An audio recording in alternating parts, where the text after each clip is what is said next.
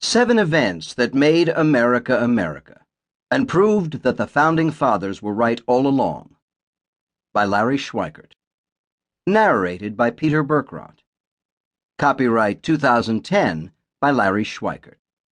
This unabridged audiobook is published by arrangement with Sentinel, a member of Penguin Group, USA, Incorporated, and was produced in the year 2010 by Tantor Media Incorporated, which holds the copyright thereto. Introduction. You don't have to be an American history expert to identify certain critical events in our past that shaped our country.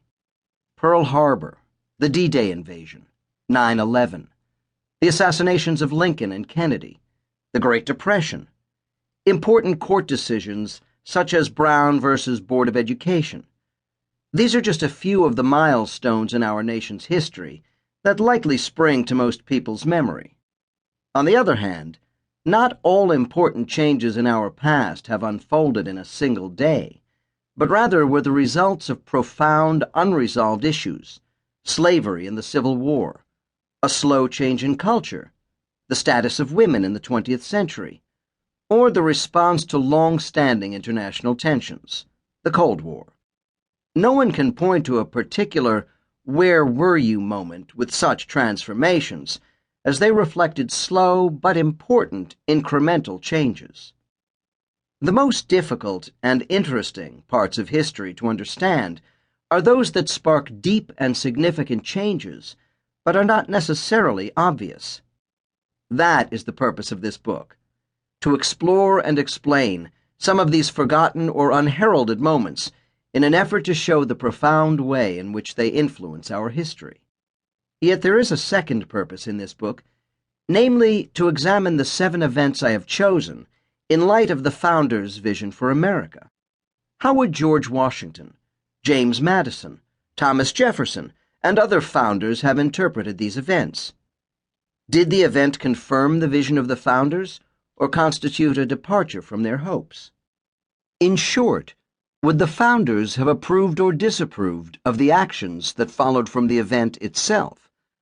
Most important, what can we learn from these events of our past to help build a better future and a stronger America?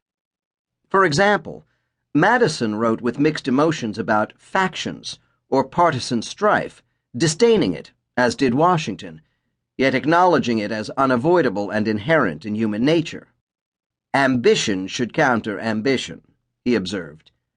However, he likely would have been appalled at Martin Van Buren's invention of a new national party machinery, which evoked loyalty by rewarding supporters with jobs in both the party and the government. The result was something none of the founders desired: an ever-growing federal government. Nor would Madison, having drafted many of the sections of the Constitution relating to a federal judiciary, have dreamed that the United States Supreme Court would seek to make itself the arbiter of personhood itself.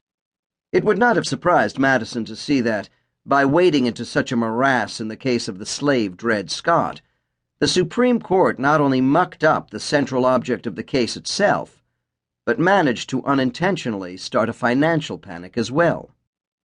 On the other hand, the events following the Johnstown flood, wherein ordinary private citizens took it upon themselves to provide aid and disaster relief, and did so with heroism and efficiency, would have surprised none of the Founding Fathers. Indeed, they would have expected no less from the people, and would not have been surprised at the ineptitude and folly seen in Hurricane Katrina, during which the ill-prepared and ill-equipped federal government stepped in to help. Of course, even the Founding Fathers might have supported federal disaster relief in a matter of national security, but no logical rationale could justify the government's policing of Americans' diets.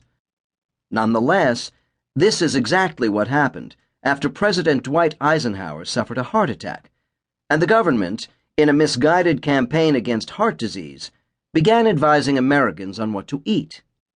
But this was only the beginning. With the war on meat soon to evolve into a war on sugar, salt, fats, and virtually any other food the government deemed unhealthy. To say the founders would have been appalled is an understatement.